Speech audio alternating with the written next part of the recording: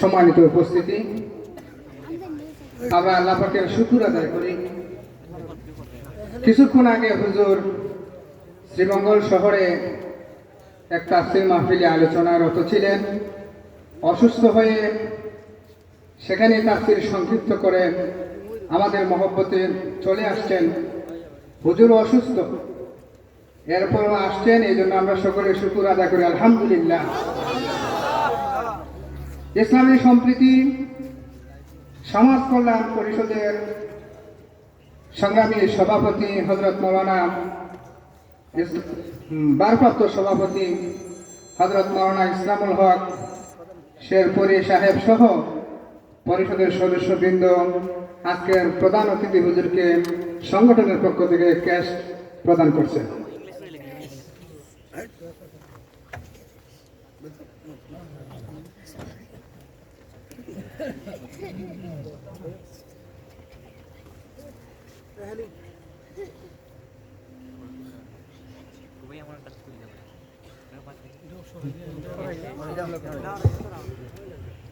সম্মানিত উপস্থিতি,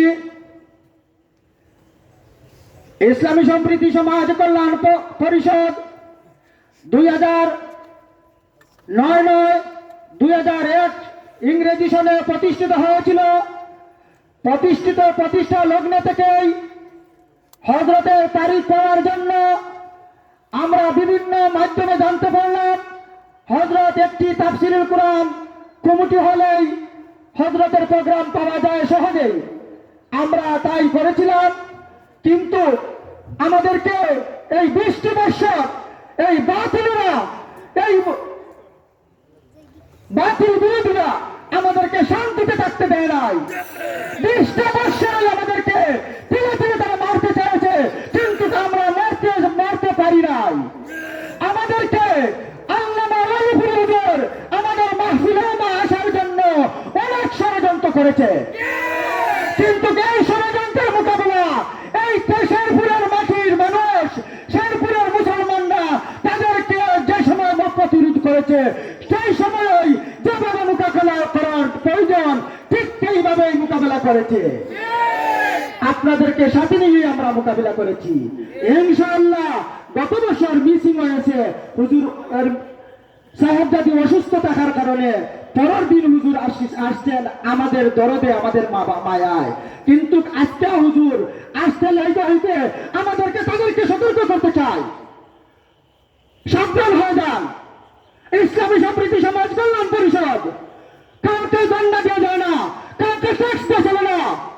এই দেশে ইসলামী সম্প্রীতি সমাজ কল্যাণ পরিষদে যে বাজারে আছে তাদের বুড়ার ইতিহাস দেখুন, বুড়ার ইতিহাস দেখুন।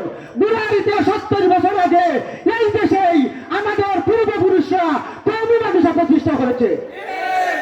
যারা বিরোধিতা করতেছেন আপনারাই 70 বছর আগে আপনাদের পূর্বপুরুষরাই আমাদেরকে বিরোধিতা করেছেন, আমাদের পূর্বপুরুষদেরকে।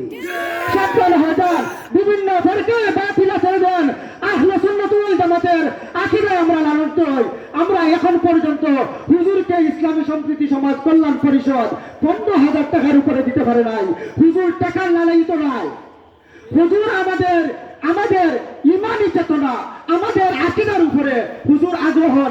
আমরা হুজুরকে বারবার বাধ্য করি, কিন্তু আমরা হুজুরের কাছে সবিনয় অনুরোধ, আগামীতে হুজুর যেন আমাদেরকে সুন্দর একটি তারিখ দিয়ে আমাদেরকে চিরঋণী করেন। আমরা হুজুরের কাছে আশা ব্যক্ত করব। আমাদের মধ্যে উপস্থিত হয়েছেন বরুণার পীর সাহেবজাদা মাওলানা আফজল হুসাইন সাহেব, শেখবাড়ি মাদ্রাসার নায়েবে মুহতামি হুজুরা আমরা সামনে আইসই, আর সন্ডি হুজুরা আমরা উপস্থিত আছেন। হযরতের বয়ান হওয়ার পরেই আমাদের অধিবেশন চলবে। শ্রীমঙ্গল সাহেব আসতেছেন। সম্মানিত উপস্থিতি, এ পর্যায়ে আপনাদের সম্মুখে গুরুত্বপূর্ণ আলোচনা পেশ করবেন এ যুগের আলোড়ন সৃষ্টিকারী, বাতিলের আতঙ্ক, মুনাজিরে জামান, আহলে সুন্নাত ওয়াল জামাতের ভাষ্যকার শেখুল হাদিস আল্লামা নুরুল ইসলাম সাহেব ওহিপুরি হাফিজাউল্লাহ তাআলা হযরতের মূল্যবান তাফসীর পেশ করার জন্য ইসলামী সম্প্রীতি সমাজ কল্যাণ পরিষদের পক্ষ থেকে সবিনয় করছি। মেহরবানি করে সাহাবাগণ বসে থাকুন। আমরা যারা দায়িত্বশীল আছেন ব্যানার তেরফাল বিছাই দোকান মেহরবানি করে সব বই দায়িত্বশীল তেরফাল বিছাই দোকান।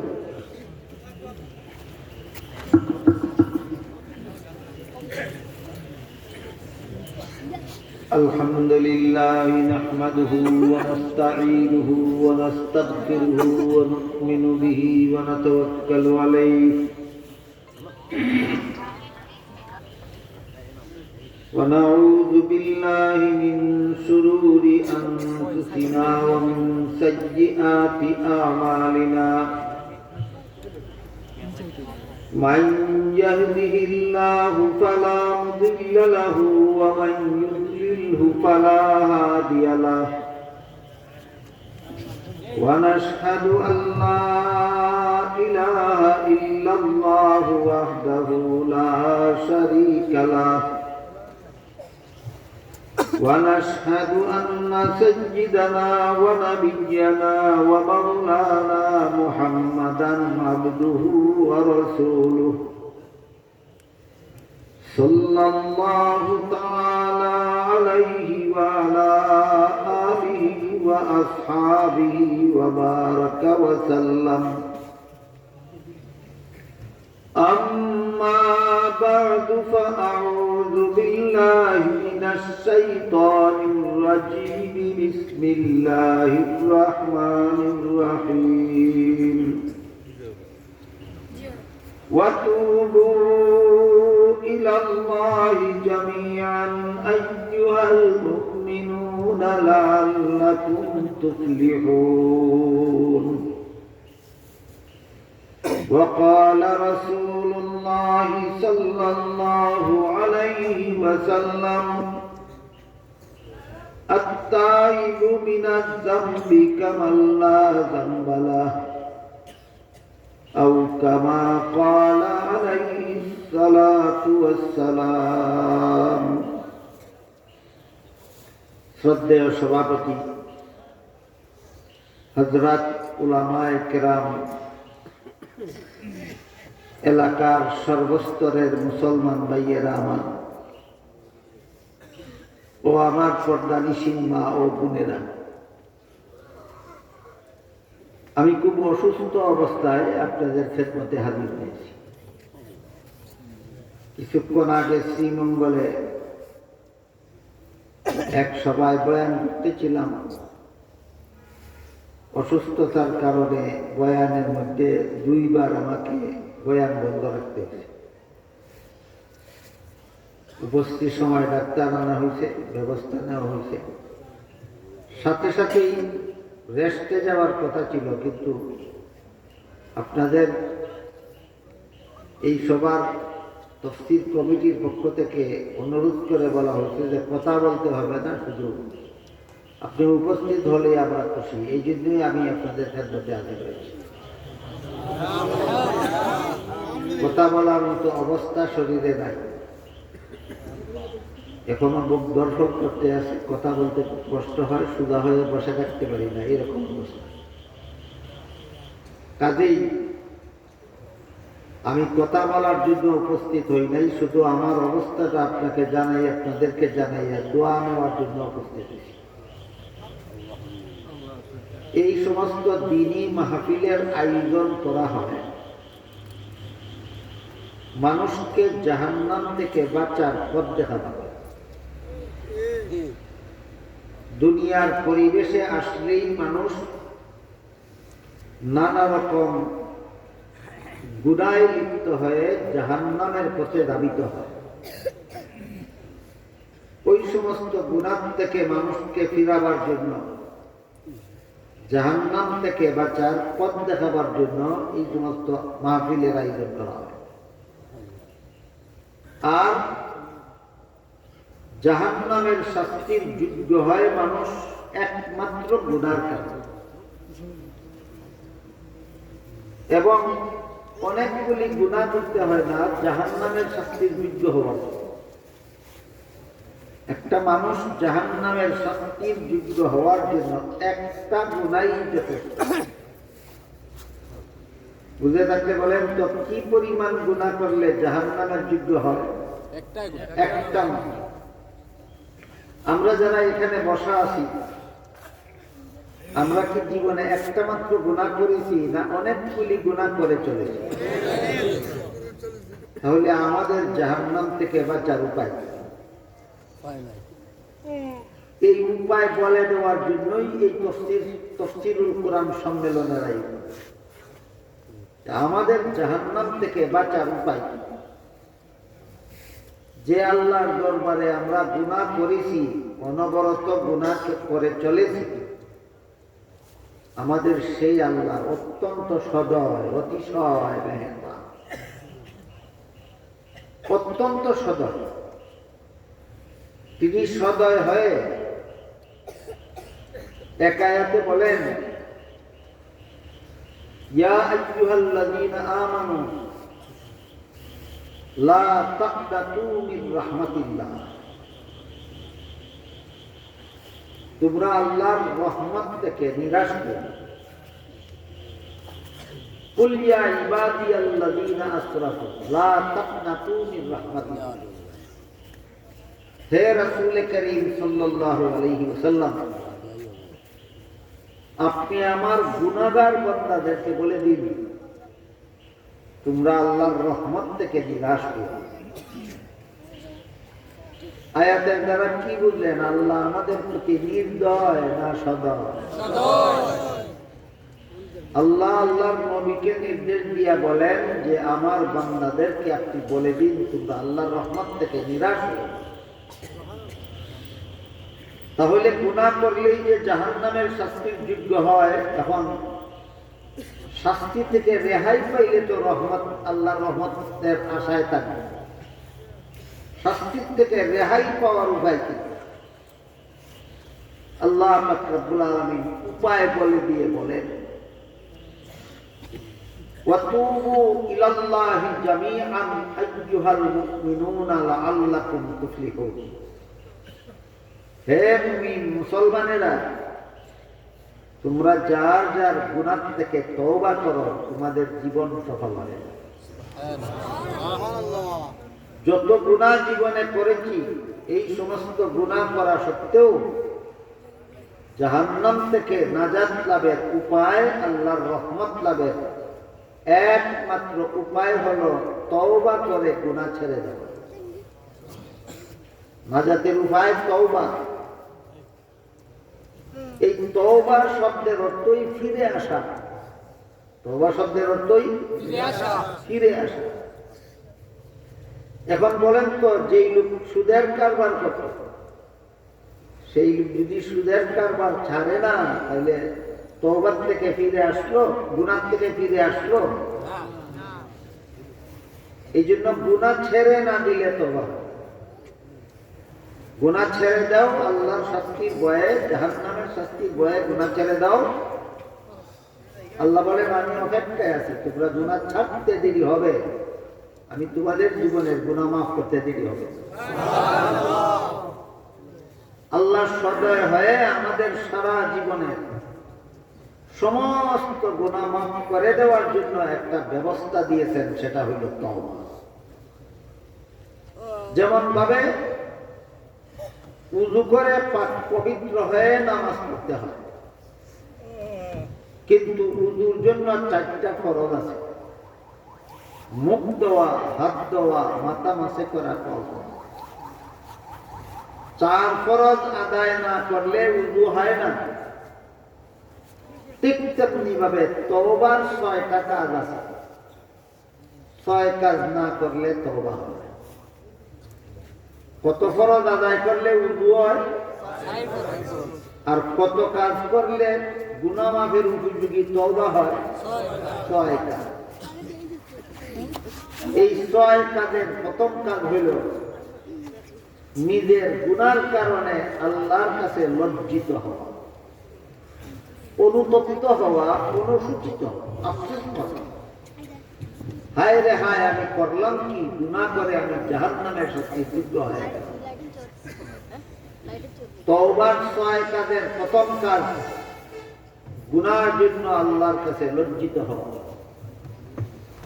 দ্বিতীয় কাজ গুনার অভ্যাস ছেড়ে দেওয়া। বুঝে থাকলে বলুন তো, তওবার দ্বিতীয় কাজ কি? গুনার অভ্যাস ছেড়ে দেওয়া, গুনার কাজ ছেড়ে দেওয়া।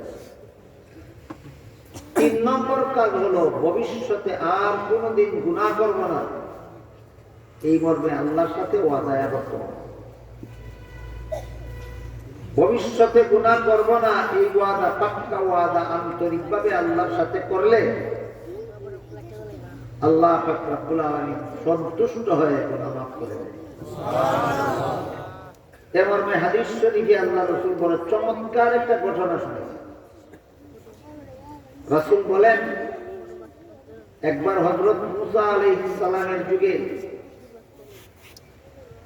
বৃষ্টি বন্ধ হয়ে মানুষের ফসল নষ্ট হয়ে যাচ্ছে। লোকেরা মুসা নবীর কাছে আসলো এবং অবস্থা বলল। নবী বললেন, মানুষের গুনার কারণে, মুমিন বান্দার গুনার কারণে আল্লাহ রহমতের বৃষ্টি বন্ধ করে ফসল নষ্ট করে দেয়। বেদিন কাফিরে গুনাহ করলে বৃষ্টি আরো বেশি দেন, ফসল আরো বেশি দেন। বেদিন কাফিরে গুনাহ করলে এদের রহমতের বৃষ্টিও বন্ধ হয় না, ফসল নষ্ট হয় না। মুমিন বান্দা গুনাহ করলে রহমতের বৃষ্টিও বন্ধ হয়, ফসলও নষ্ট হয়। তার কারণ বেদিন কাফিরের জন্য আল্লাহ পরকালের শাস্তি নির্ধারণ করে রেখেছেন। যেহেতু তোমরা শাস্তি পরকালে হইব, যে দুনিয়াতে ফসল ভোগ করতে থাকে। আর মুমিন বান্দাদেরকে আল্লাহ পরকালে নাজাত দিয়ে দিতে চান। এখানে গুনার শাস্তি যা ভোগার দুনিয়াতে ভুলে যাও। কথা বুঝেন আপনারা? বুঝে থাকে বলেন তো, বেদিন কাফিরে গুনাহ করলে বৃষ্টি বন্ধ হয় না কেন, ফসল নষ্ট হয় না কেন? শাস্তি আখিরাতে বাকি আছে, দুনিয়াতে যা ভোগ করার করে হয়। আর মুমিন বান্দা গুনাহ করলে বৃষ্টি বন্ধ হয়, ফসল নষ্ট হয় কেন? তোমাদেরকে আখিরাতে শাস্তি দেওয়ার ইচ্ছা নাই আমি আল্লাহ, তোমরা দুনিয়াতেই যা শাস্তি ভোগ করার করে। এই জন্য হযরত মুসা আলাইহিস সালাম বললেন, তোমাদের গুনার কারণে আল্লাহ রহমতের বৃষ্টি বন্ধ করছেন, ফসল নষ্ট হয়েছে।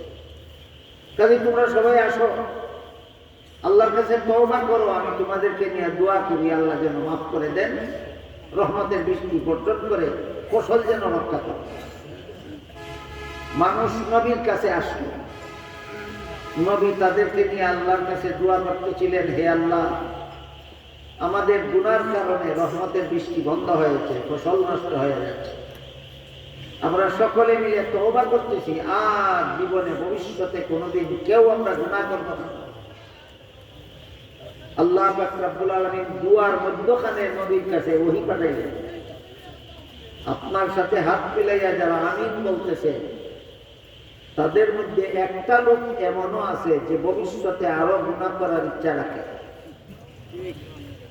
আমাদের মনের খবর কি আল্লাহ জানেন? আল্লাহ বলেন, আমি ওই লোকটার মনের খবর জানি, ও সে ভবিষ্যতে আরো গুনাহ করার ইচ্ছা রাখে। সে যতক্ষণ পর্যন্ত আপনার সাথে হাত মিলাইয়া আমিন বলবে, ততক্ষণ পর্যন্ত আপনার দোয়া কবুল হবে। মুসা আলাইহিস সালাম দোয়া বিরতি দিয়া বললেন, আমার সামনে যারা বসা আছো, যারা আমার সাথে হাত মিলাইয়া আমিন বলতেছো, তোমাদের মধ্যে একজন লোকের মনে মনে ভবিষ্যতে আরো গুনাহ করার ইচ্ছা আছে। তোমার কারণে আল্লাহ দোয়া কবুল করবেন না, তুমি এখান থেকে সরে যাও, তোমারে নিয়ে দোয়া করলে কোনো কাজ হবে না। এখন ওই লোকটা চিন্তা করলো, এখন যদি আমি এখান থেকে সরে যাই, তাহলে সমাজের মানুষ আমাকে চিনে ফেলবে, সারা জীবনের জন্য আমি কলঙ্কিত হয়ে যাব যে আমার গুনার কারণে রহমতের বৃষ্টি বন্ধ ছিল, আমার গুনার কারণে সমাজের মানুষ নষ্ট করেছে। তাই ওই লোকটা কলঙ্কের ভয়ে উঠে গেল না, জায়গাতে বসা রইল।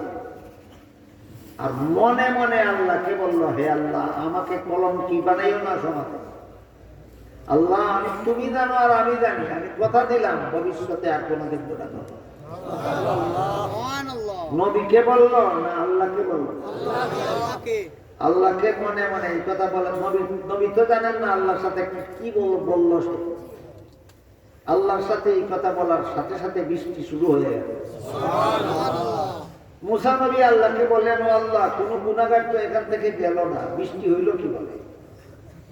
আল্লাহ বলেন, যে পাপিষ্টের কারণে আমার রহমতের বৃষ্টি বন্ধ ছিল, ওই পাপিষ্টের কারণে বৃষ্টি তাড়াতাড়ি দিলাম।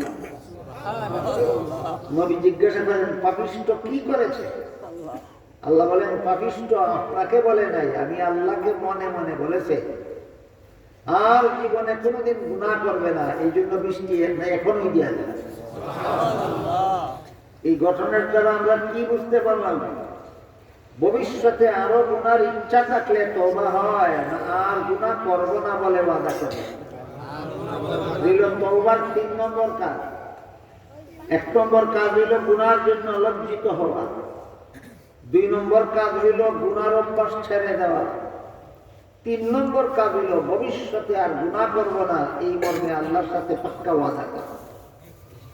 4 নম্বর কাজ, যে সমস্ত ইবাদত বন্দেগী সময় মতে না করলে পরে কাজা করার বিধান আছে, যেমন 5 বেলার ফরজ নামাজ, রমজান মাসের রোজা সময় মতো না করলে পরে কাজা করার নিয়ম আছে।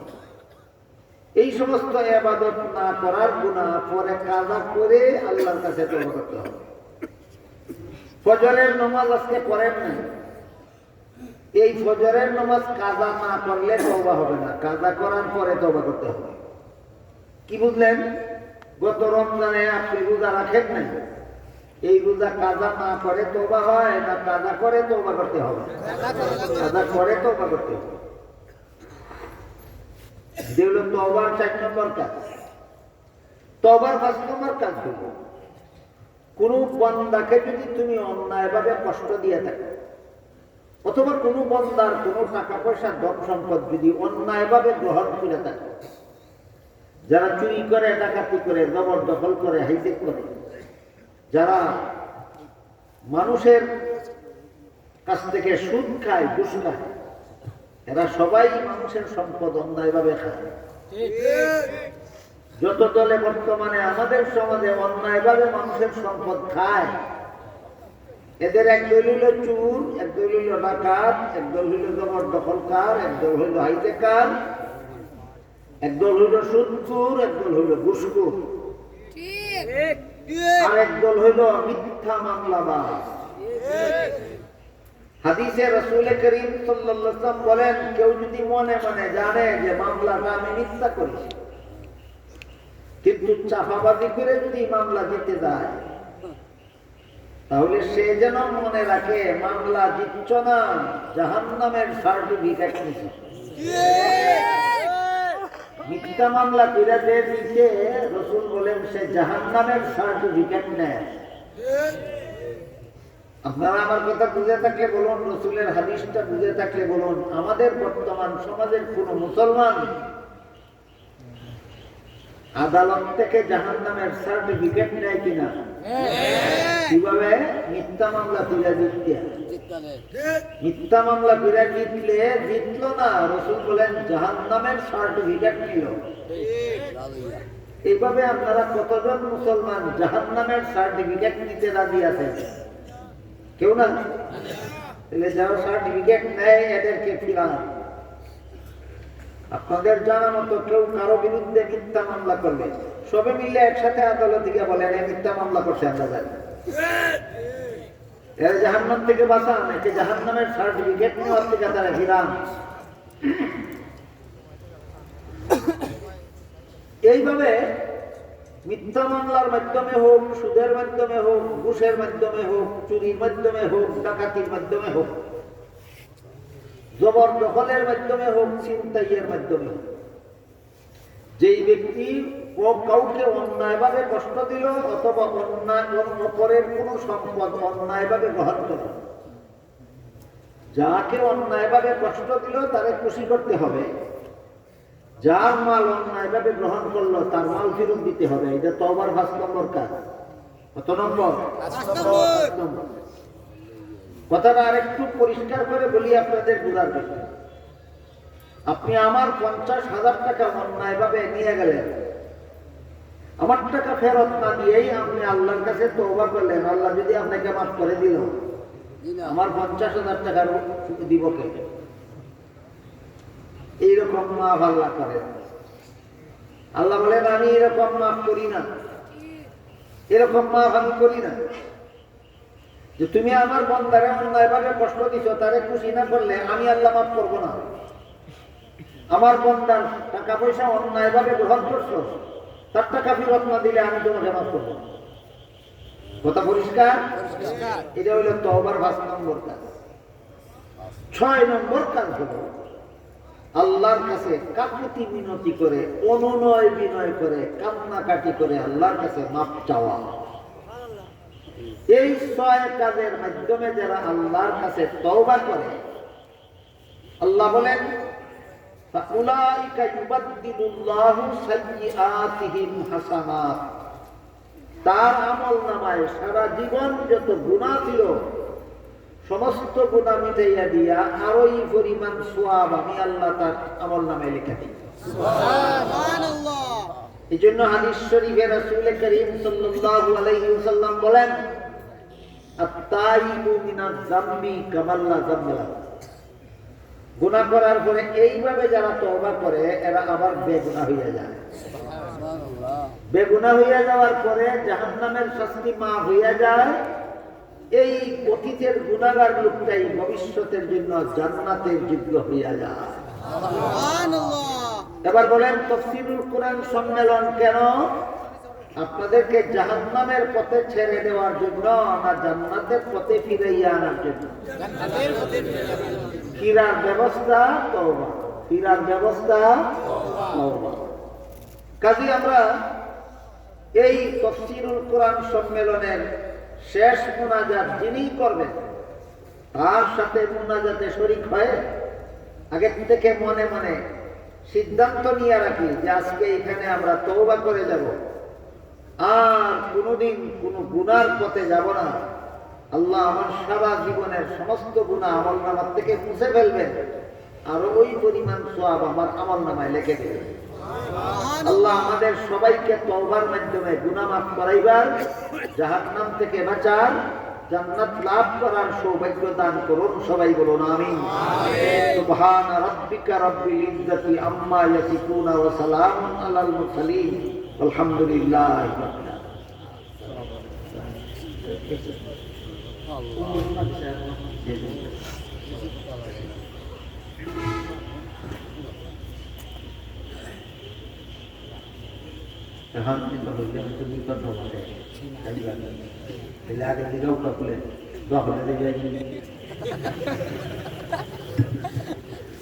আমরা কাছে উপস্থিত হয়েছি